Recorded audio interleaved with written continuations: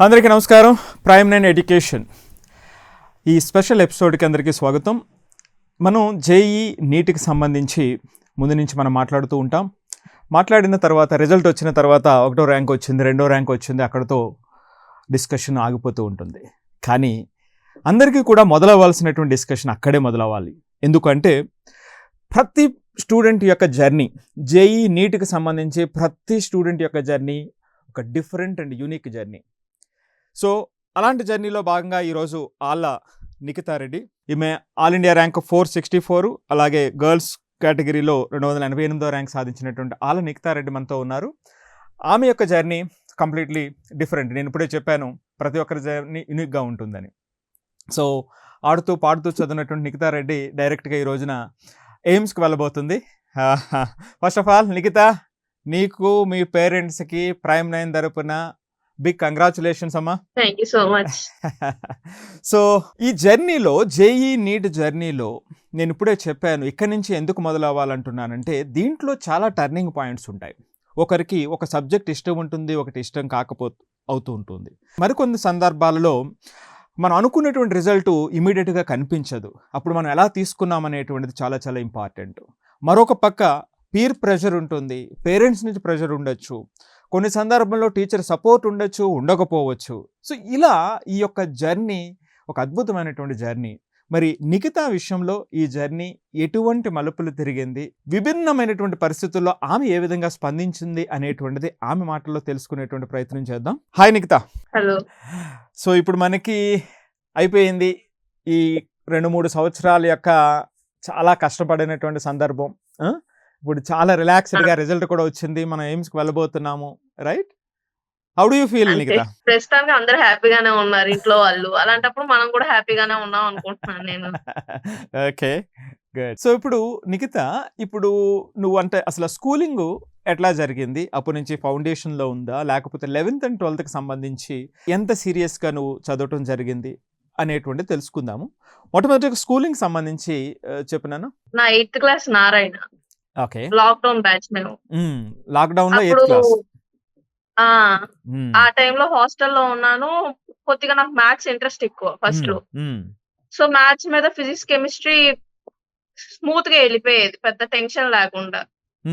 అలా మేము 8th, 9th, 10th లో కూడా స్టేట్ మీద పెద్ద పట్టించుకునే వాళ్ళం కాదు, ఎప్పుడు ఈ ఐఐటి దాని మీదే ఉండేది.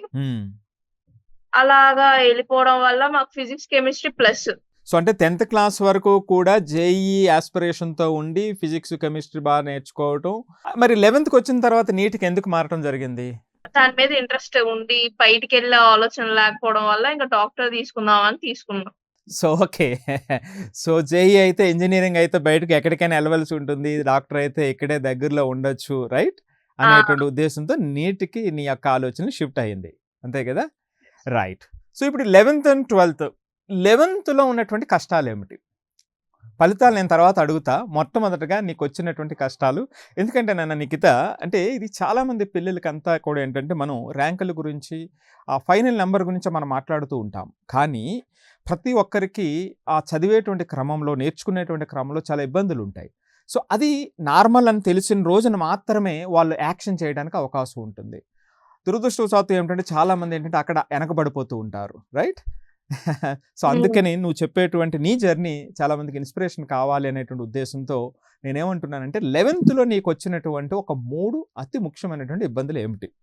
అది సబ్జెక్ట్ ద్వారా కావచ్చు, లేదా నీ రిజల్ట్ విషయంలో కావచ్చు, లేదా ఏదైనా కొంచెం హెల్త్ ద్వారా కావచ్చు, వాటెవర్. డే స్కాలర్స్ కి ఒకలా ఉంటది, హాస్టలర్స్ కి ఒకలా ఉంటది.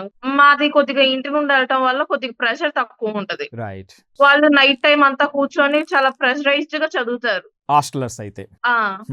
సో వాళ్ళకి ప్రెషర్ ఎక్కువ ఉండటం వల్ల తీసుకోవడానికి కొద్దిగా కష్టంగా ఉంటది చదివేది, అదొకటి ఉంటది. ఆ తర్వాత స్టార్టింగ్ కొత్త ప్లేస్ కి వెళ్తాం కదా, ఇంటర్ ఫస్ట్ ఇయర్ అంటే. అక్కడ అలవాటు పడి కొద్దిగా టైం పట్టిద్ది మనం అక్కడ కల్చర్ కి అడాప్ట్ అవడానికి.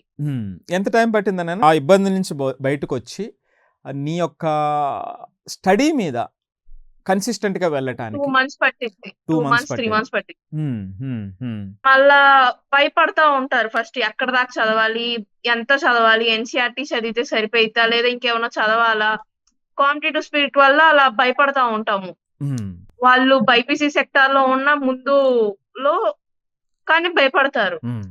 ఇప్పుడు కొత్తగా వచ్చిన వాళ్ళకి ఇంతవరకు చదవాలి, ఈ బౌండరీ సరిపోయిద్ది, ఇంకా కొత్త బుక్స్ అక్కర్లేదు, టెన్షన్ అక్కర్లేదు అంటే అప్పుడు వాళ్ళు కొద్దిగా రిలాక్స్డ్ గా ఉండి చదవగలుగుతారు. ఇది ఏం తెలియనోళ్ళు భయపడతా ఉంటారు. సో ఇది కూడా ఒక ఛాలెంజ్ కింద లెక్కే. కరెక్ట్. ఎగ్జామ్ పేపర్స్ ని చూసి ఓకే ఇక్కడ దాకా అన్నట్టు అనుకోవడమే మనం. సో అది మాత్రం ఎక్కువ మంది ఆలోచిస్తారు భయపడే పాయింట్. ఇంకా టీచర్స్ కొద్దిగా సపోర్ట్ చేస్తే సరిపోయింది. కానీ మనం వెళ్ళి అడగాలన్నా కానీ భయం వేస్తా ఉంటది ఓ పక్కన. రైట్. వాళ్ళ నుంచి సపోర్ట్ వచ్చినా రాకపోయినా మన జర్నీ మనం అయితే నడవాలి కదా, మనకి ఇంపార్టెంట్, రైట్? సో ఉన్నంతలో బెస్ట్ తీసుకోవాలి, రైట్? మరి ఇక్కడ ఇనీషియల్గా మార్క్స్ తక్కువ వస్తాయి కదా నన్ను నిఖిత, మార్క్స్ తక్కువ వస్తూ ఉంటాయి ఇనీషియల్గా, మనం అనుకున్నటువంటి మార్కులు రాకపోవచ్చు, రైట్? అది ఎంత కాలం నీకు జరిగింది? ఆ టైంలో హౌ డిడ్ యూ ఫీల్? అంటే నాకు ఫస్ట్ లో జరగలేదు, నాకు హెల్త్ బాగాలేనప్పుడు జరిగింది అలాగా. ఓకే, హెల్త్ ఇష్యూ ఉంది మధ్యలో, ఐ మీన్ ఒంట్లో బాగాలేదు కొంతకాలం. ఓకే, ఎంత టైము? 2 months 3 months వెళ్ళలేదు అన్నాను కదా. ఆ టైంలో ఒక నెక్స్ట్ 2 months దాకా ఇబ్బంది అయింది. అచ్చా 2 months కొంచెం మిస్ అయ్యావు క్లాసెస్ హెల్త్ ఇష్యూ వల్ల. 2 months దాకా వెళ్ళలేదు. ఇప్పుడు 11th లోనా లేదా 12th తర్వాత? 12th లో. ఇంకా అదే లాస్ట్ సిలబస్ అన్నమాట. అచ్చా, ఓ చాలా అంటే క్రూషియల్ టైం లో. తర్వాత రివిజన్ అప్పుడు కానీ నెక్స్ట్ ఎగ్జామ్స్ లో ఇబ్బంది అది. సో ఆ టైంలో కొద్దిగా ఇబ్బంది పడ్డాను. ఆ తర్వాత మా టీచర్స్ ప్రిన్సిపల్ హెల్ప్ వల్ల ఇంట్లో ఉండి ఆన్లైన్ క్లాసెస్ విని కొద్దిగా కవరప్ అయింది. ఓకే నాన్న, ఇప్పుడు నేను ఇందాక మొదట్లో చెప్పినట్టుగా నిఖిత, ఆ ఇబ్బంది ఆ 2-3 నెలలు 2 నుంచి 4 నెలల ఇబ్బంది ఏదైతే ఉందో, సో మరి ఎట్లా అంటే ఎలా మనం బయటకు రాగలిగాము, మరలా మన కన్సిస్టెన్సీ తీసుకురావటం అంటే, ఎందుకంటే నువ్వు ఆల్మోస్ట్ సెకండ్ ఇయర్ సిలబస్ అయిపోయి రివిజన్ టైంలో వచ్చినటువంటి ఇబ్బంది కదా. ఆ 2 months నువ్వు ఎట్లా అంటే ఆ కన్సిస్టెన్సీ తెచ్చుకోవటానికి, ఆ మార్క్స్ నువ్వు అనుకున్న స్థాయికి రావటానికి నువ్వు చేసిన కష్టం ఏమిటి? నీ యొక్క హ్యాబిట్స్ ఏమైనా మార్చుకున్నావా? ఆ వీక్ కి పెట్టే ఎగ్జామ్ గురించి ఆలోచించడం మర్చిపోయాను అంకుల్. Very good. అది ఆలోచిస్తే వెనక్కి పడతాం మనం. Very nice, right, great. ఆ తర్వాత ఇంట్లో కూడా చెప్పేదాన్ని అన్నమాట, ఈ 1 month పట్టించుకోకండి, ఆ వీక్ వచ్చే మార్క్స్ అని. ఇంకా ఆ తర్వాత ఆ వీక్ కొద్దిగా ఒక వీక్ కి 2 days 3 days అలా ఆప్షన్ పెట్టేదాన్ని. క్లాసెస్ అయిపోయాయి కదా ఆ టైంకి. మేము ఇంకా అక్కడ ఉండి కూడా చదువుకోవడమే అన్నమాట. కరెక్ట్. పెట్టేదాన్ని. నేను ఎక్కడైతే క్లియర్ లేదో అవి కూర్చొని ఆన్లైన్ క్లాసెస్ వినేదాన్ని. అలాగా అయింది. కాకపోతే ఏదైనా క్లాస్ చెప్పే నోట్స్ కి బయట ఆన్లైన్ వినేదానికి తేడా ఉంటది కదా. కరెక్ట్. సో ఇంకా క్లాస్ నోట్స్ ప్రింటింగ్ తీపించుకునేదాన్ని, చెప్పినవి వాళ్ళు రాస్తే. అది నేను క్లాస్ విన్న తర్వాత చదివేదాన్ని. అప్పుడు సెట్ అయిపోయేది ఇంకా. ఓకే. సో ఇప్పుడు నన్ను నిఖిత, జనరల్ గా నీట్ పిల్లలకి ఫిజిక్స్ అంటే ఒక భూతం ఎక్కువ మందికి. నీ విషయంలో ఏంటి? నా విషయంలో కెమిస్ట్రీ. ఓకే. సో ఫిజిక్స్ ఏమిటంటే నువ్వు ఒక పాజిటివ్ ఎన్వైరన్మెంట్ లో ఫిజిక్స్ విషయంలో వచ్చావు. ఎందుకంటే 10th వరకు నేను నేను ఒక స్ట్రాంగ్ ఫిజిక్స్ లో అనే ఒక బలం అయినటువంటి నమ్మకం లోపడైతే ఉంది. సో అదే విధంగా చేసుకుంటూ వచ్చావు, రైట్? అంతే. సో కెమిస్ట్రీ విషయంలో మోస్ట్ పర్టికులర్లీ మళ్ళా 3 పార్ట్లు ఉన్నాయి ఇక్కడ, organic, inorganic, physical, right? So వీటికి సంబంధించి నీట్ పిల్లలకి సంబంధించి 2 సలహాలు. ఒకటి, ఫిజిక్స్కి సంబంధించి ఎటువంటి శ్రద్ధ తీసుకోవాలి మొదటి రోజు నుంచి, అండ్ కెమిస్ట్రీకి సంబంధించి ఈ 3ంటికి సంబంధించి ఎటువంటి శ్రద్ధ ఉండాలి. ఎందుకంటే కొంతమంది ఏం చేస్తారంటే, నాకు ఫిజికల్ నచ్చదు, లేదు అంటే ఆర్గానిక్ మొదట్లో ఒక 30 రోజులు 40 రోజులు కొంచెం శ్రద్ధ తక్కువ పెడితే చివరికి వచ్చేటప్పటికి ఇబ్బంది అయిపోతూ ఉంటుంది, అది పెద్ద భూతం అయిపోతుంది. నెక్స్ట్ అట్లాగే ఇన్ఆర్గానిక్ వచ్చేటప్పటికి ఏదో ప్యాషన్తో చెప్తుంటారు, నాకు బై హార్ట్ చేయడం ఇష్టం ఉండదు అని, రైట్? సో ఇది చాలా సహజంగా అనిపిస్తూ ఉంటుంది. మరి వీటికి సంబంధించి నువ్వేం చెప్తావు? ఫిజిక్స్ పరంగా అయితే స్టార్టింగ్ నుండి ప్రాబ్లమ్స్, వాళ్ళు చెప్పే కాన్సెప్ట్ ని కరెక్ట్ గా తీసుకొని లాజిక్ తో ప్రాబ్లమ్స్ చేసుకుంటూ వెళ్తే ఒక్కొక్క క్వశ్చన్ 2 minutes లో అయిపోయింది. సో ఫిజిక్స్ కంటే స్టార్టింగ్ నుండి ఇంట్రెస్ట్ ఉండాలంటాను నేను. కెమిస్ట్రీకి వచ్చేసరికి ఇప్పుడు ఆర్గానిక్ ఉందంటే ప్రతి రియాక్షన్ కొన్నిసార్లు రాసుకుంటా వెళ్ళాలి, గుర్తుండాలంటే మెకానిజమ్స్ కానీ. కెమిస్ట్రీకి రిటర్న్ వర్క్ ఎక్కువ ఇంపార్టెంట్. ఇన్ఆర్గానిక్ కి ప్రతి లైన్ ఇంపార్టెంట్ అన్నట్టే చదవాలి. ఇంకా అదే మనం ప్రతి లైన్ నుండి ఇవ్వచ్చు, ఈ పాయింట్ కూడా ఇవ్వచ్చు, ఇంకా ఆ బుక్ చూస్తే ఆ లైన్స్ గుర్తు రావాలి. ఆ స్టైల్‌లో చదివితే ఇది గాని ఖచ్చితంగా ఇనార్గానిక్ ఈ ఎక్కదు పాయింట్ మనకి. ఎగ్జామ్‌లో ఏ రకంగా ఈ క్వెషన్ ఉండబోతుంది అనేటువంటి కాన్సెప్ట్‌తో మన స్టడీ ఉండాలి. రైట్? ఆ! హ్మ్. ఇనార్గానిక్ హ్మ్. అయితే. హ్మ్. ఫిజికల్ నార్మల్ ఫిజిక్స్ లానే ప్రాబ్లమ్స్ ఉంటాయి మొత్తం అంతే. ఓకే. ఓకే. రైట్. సో, మరి బయాలజీ? బయాలజీ ఇంకా ఎన్‌సీఈఆర్‌టీ లైన్ టు లైన్ ఒక 30 సార్లో, 20 సార్లో చదివితే గాని హ్మ్. హ్మ్. ఇంకా మనం ఫ్రీగా ఉంటాం. ఇంకా కాకపోతే బయాలజీ ప్లస్ ఏంటంటే ఎన్‌సీఈఆర్‌టీ దాటెళ్ళరు. పేరెంట్స్ సపోర్ట్ ఏమిటమ్మా ఈ విషయంలో? నా విషయంలో అంటే కొంతమంది హాలిడేస్ పెట్టుకుందాం అంటే ఒప్పుకోరు. ఇంట్లో ఉండి చదువుకోరు అనుకుంటారు. అలాంటివేమీ లేకుండా నాకు చాలా బెటర్ సపోర్ట్ ఇచ్చినట్టు కింద లెక్క. ఓకే. మరి ఈ సందర్భంలో ఫిజికల్ యాక్టివిటీ నీకు అంటే నువ్వు డే స్కాలర్ అన్నావు, హాస్టల్ కాదు కాబట్టి కొంత నాకు నచ్చినట్టుగా చేసుకోవచ్చు అని చెప్తూ ఉన్నావు. రైట్? సో, ఆ! మరి ఫిజికల్ యాక్టివిటీ ఏదైనా ఫిజికల్ గేమ్స్ యాక్టివిటీస్ అంటే ఆడటం? అంటే మేము వచ్చేటప్పటికి 8:30 అయితది. హ్మ్. కొద్దిగా సేపు బయట తిరిగి నేనొచ్చి అయ్యేటప్పుడు 9:30 ఇంక చదువుకుందాం అనే టైం 10 అయితది. హ్మ్. చదివితే 12 దాకా చదువుతాను. లేదా అది కూడా లేకుండా పడుకుంటానింక. హ్మ్. హ్మ్. హ్మ్. పొద్దున్నే లెగిచే ఆప్షన్ అయితే అసలు పెట్టుకోను. ఓకే. పొద్దుటే లెగటం అనేది నీకు కష్టం. బట్ నైట్ ఆ! చదవగలగాలి. హ్మ్. హ్మ్. ఓకే. సో, కొంతమందేమిటంటే ఇప్పుడు నిఖిత ఇప్పుడు నువ్వు చెప్పినట్టుగా 10 గంటల వరకు కూడా వేకువగా ఉండి 2 దాకా, 3 దాకా చదువుతున్నాను, లేకపోతే ఆన్‌లైన్‌లో రిసోర్సెస్ చూసుకుంటూ చదువుతున్నాను అనేటువంటి వాళ్ళకి నువ్వు చెప్పే సలహా ఏమిటి? అది కరెక్ట్ అంటావా? లేకపోతే ప్యూర్ ఆ వీడియోస్ మీద డిపెండ్ అయ్యి ప్రిపేర్ అవ్వటం అనేటువంటిది ఎంతవరకు వాళ్ళకి హెల్ప్ చేస్తుంది? అది హెల్ప్ చేయాలంటే వాళ్ళు ఏం చేసుకోవాలి? యాస్ ఎ అచీవర్‌గా నువ్వు ప్యూర్‌గా చెప్పేదేంటి? దాని మీద డిపెండ్ అయ్యి ఎళ్ళటం అనేది కష్టమే. హ్మ్. ఎందుకంటే మా ఇంటర్నల్ ఎగ్జామ్స్‌లో వాళ్ళు చెప్పిన కాన్సెప్ట్స్ నుండే వస్తదని లేదు. మా హ్మ్. వోళ్ళు కొద్దిగా ఎక్కువ చెప్పొచ్చు లేదా కొద్దిగా తక్కువ చెప్పొచ్చు. హ్మ్. సో, హ్మ్. నువ్వు దీంతో పాటు ప్యారలల్‌గా నీ ఇంటర్నల్‌గా చెప్పిన నోట్స్ ఒకసారి ఖచ్చితంగా చూసుకోవాలి. హ్మ్. థియరీ పరంగా అయితే. రైట్. ప్రాబ్లమ్స్ అయితే ఎక్కడైనా ఒకటే చెప్తారు అంతా. సో, మరి మొబైల్ సంబంధించి ఇప్పుడు డే స్కాలర్ కాబట్టి హాస్టలర్ అయితే మొబైల్ అనేటువంటి గొడవ ఉండదు. ఇప్పుడు పర్టిక్యులర్‌లీ మన తెలుగు స్టేట్స్‌లో. ఔట్ సైడ్ అయితే ఆ! అది కూడా అది వేరే విషయము.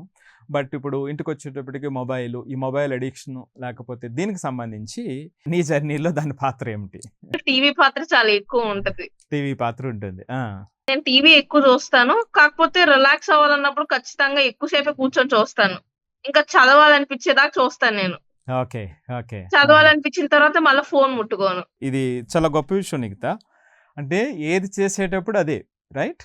ఆ! ఇంకా ఇప్పుడిక్కడ అంతే. ఏమవుతుందంటే కొంతమంది విషయంలో ఏమిటంటే మొబైల్ చూసి అలసిపోతారు. అలసిపోయి ఇంకేం చదువుతాంలే అని దీన్ని పక్కన పెడతారు, దాన్ని పక్కన పెడతారు. దానివల్ల వచ్చే ఉపయోగం ఉండదు, దీనివల్ల వచ్చే ఉపయోగం ఉండదు కదా! బట్ అప్పుడు నేను నీతో క్లారిటీ ఉంది. హ్మ్. సాంగ్స్ పెట్టుకుంటాను హ్మ్. ఎనర్జిటిక్‌గా ఉంటే. ఓకే. ఓకే. రైట్.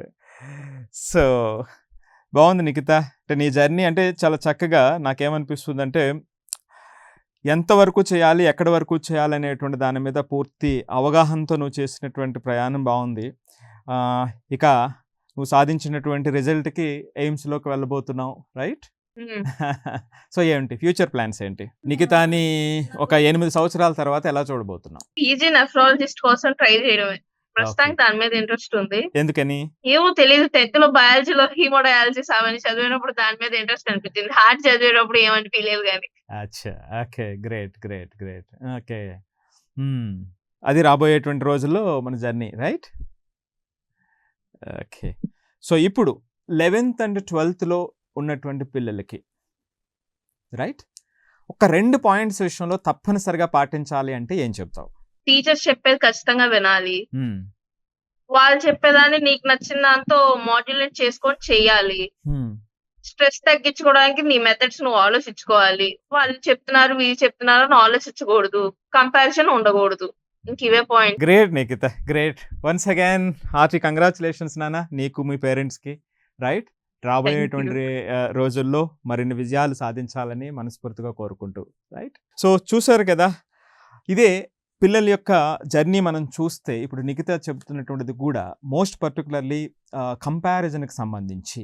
ఆమె చాలా చక్కగా చెప్పారు. ఆమె ఒంట్లో బాలేనటువంటి సందర్భంలో 2, 3 నెలలు. సో, వీక్లీ రిజల్ట్ విషయంలో గాని 1 మంత్ వరకు నాకు రిజల్ట్ గురించి అడగకండి అని పేరెంట్స్‌కి చెప్పడం అనేటువంటిది. అదే సందర్భంలో ఇటు టీవీ చూడాలా, లేకపోతే చదువుకోవాలా అనుకునేటప్పుడు ఆ మధ్యలో ఆమెకున్నటువంటి ఆ రెస్పాన్సిబిలిటీ అంటే ఆ పని చేయటంలో ఆమెకున్నటువంటి ఆ డిసిప్లిన్ అనేటువంటిది రెండో అతి ముఖ్యమైనటువంటి పాయింటు. అట్లాగే ఫిజిక్స్‌కి సంబంధించి చాలా ముఖ్యంగా కాన్సెప్చువల్ స్ట్రెంగ్త్ లేకుండా ప్రాబ్లమ్ సాల్వ్ చేస్తే మనకు ఫైనల్గా వచ్చేటువంటిది ఏమీ ఉండదు. సో అందుకే విజయం సాధించినటువంటి స్టూడెంట్తో మరొకసారి ఆ మాట మనకి అర్థమైనటువంటి మాట. అలాగే కెమిస్ట్రీ సంబంధించి, బయాలజీ సంబంధించి మోర్ ప్రాక్టీస్ అనేటువంటిది చాలా చాలా ఇంపార్టెంట్. ఇవన్నీ పక్కన పెడితే ఎవరికి వాళ్ళు ఏం చేయాలనేటువంటి దాని మీద వాళ్ళకు వచ్చేటువంటి ఇబ్బందులకు సంబంధించి మనమే ఆలోచించి దాన్ని ఏ విధంగా కరెక్ట్ చేసుకోవాలనేటువంటి వ్యక్తిగత ప్రణాళిక చాలా ఇంపార్టెంట్. ఈ రోజున నేను ఎయిమ్స్ వెళ్ళబోతున్నాను అంటే అది ముఖ్యమైనటువంటి అంశం అనేటువంటి మాట చాలా స్పష్టంగా నిఖిత మాటల్లో వినబడుతూ ఉంది.